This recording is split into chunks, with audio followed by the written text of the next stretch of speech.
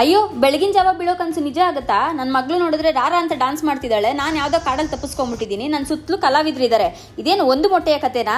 Hi, welcome back to my YouTube channel kitchen dare and deal.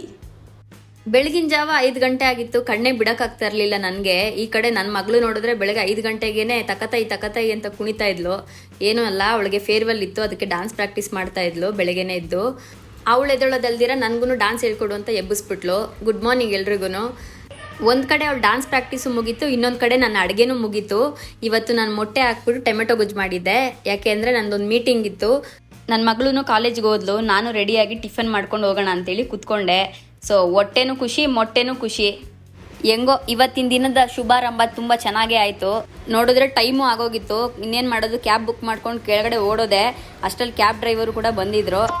ಗಾಡಿ ಎತ್ಕೊಂಡು ನಾನು ಹೊರಟಿದ್ದು ಯಾವ ಕಡೆ ಅಂತ ಹೇಳಿದ್ರೆ ಕೆಂಗೇರಿ ಉಪನಗರದ ಕಡೆಗೆ. ಆ್ಯಕ್ಚುಲಿ ಇವತ್ತು ನಾನು ಒಬ್ಬಳೇ ಹೋಗ್ತಾ ಇದ್ದೀನಿ ಮೀಟಿಂಗ್ಗೆ. ಯಾವಾಗೂ ನನ್ನ ಜೊತೆ ನನ್ನ ತಮ್ಮಂದಿರೋ ಇಲ್ಲ ಹುಡುಗರು ಯಾರಾದರೂ ಇರ್ತಿದ್ರು.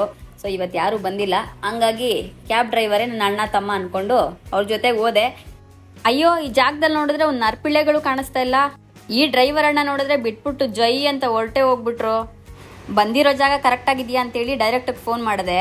ಅವ್ರು ಇನ್ನೊಂದು 10 ನಿಮಿಷ ಬರ್ತೀನಿ ಅಂತ ಹೇಳಿದ್ರು. ನೋಡಿ, ಒಬ್ಬಳೇ ಕಾಡಲ್ಲಿ ನಿಂತ್ಕೊಂಡಿದ್ದೀನಿ.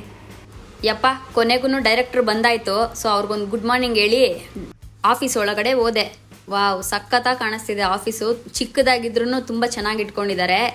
ಅದೇನು ಮಹಾ, ಇಲ್ಲಿ ನೋಡಿ, ಇಲ್ಲಿ ಆ್ಯಕ್ಚುಲಿ ಒಂದೇ ಫ್ರೇಮಲ್ಲಿ ಎಲ್ಲ ಕಲಾವಿದ್ರೂ ನೋಡುವಂಥ ಅವಕಾಶ ಸಿಕ್ತು ಇವತ್ತು ನನಗೆ.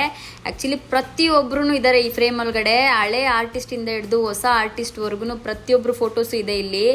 ಇವರೆಲ್ಲರನ್ನು ನೋಡಿದಾಗ ತುಂಬಾ ಪ್ರೌಡ್ ಫೀಲ್ ಆಯಿತು ನನಗೆ. ಯಾಕಂದರೆ ಇವರೆಲ್ಲ ಕೆಲಸ ಮಾಡಿರೋವಂಥ ಕನ್ನಡ ಇಂಡಸ್ಟ್ರಿನಲ್ಲಿ ನಾನು ಕೂಡ ಕೆಲಸ ಮಾಡ್ತಾ ಇದ್ದೀನಿ. ಇಲ್ಲಿರೋಂಥ ಸುಮಾರಷ್ಟು ಆರ್ಟಿಸ್ಟ್ ಜೊತೆಗೆ ನಾನು ಸ್ಕ್ರೀನ್ ಶೇರ್ ಮಾಡ್ಕೊಂಡಿದ್ದೀನಿ, ಕೆಲಸ ಮಾಡಿದ್ದೀನಿ.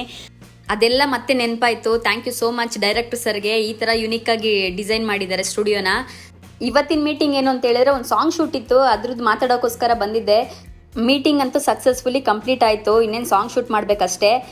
ನಮ್ಮ ಕನ್ನಡ ಸಿನಿಮಾಗೆ ಜೀವ ತುಂಬಿರೋಂಥ ಮಹಾನ್ ಕಲಾವಿದರು ನೀವೆಲ್ಲರೂ. ಇವತ್ತು ನೀವು ನಮ್ಮ ಜೊತೆನಲ್ಲಿ ಇಲ್ದೇ ಇರ್ಬೋದು, ಆದರೆ ನಿಮ್ಮೆಲ್ಲರ ನೆನಪು ನಮ್ಮಂಥ ಕಲಾವಿದ್ರ ಮನಸ್ಸಿನಲ್ಲಿ ಸದಾ ಕಾಲ ಉಳಿದಿರುತ್ತೆ. ಇವತ್ತಿನ ಒಳ್ಳೆ ಮೆಮೊರೀಸ್ನ ನಾನು ತಗೊಂಡು ಮನೆ ಕಡೆ ಹೊರಟಿದ್ದೀನಿ.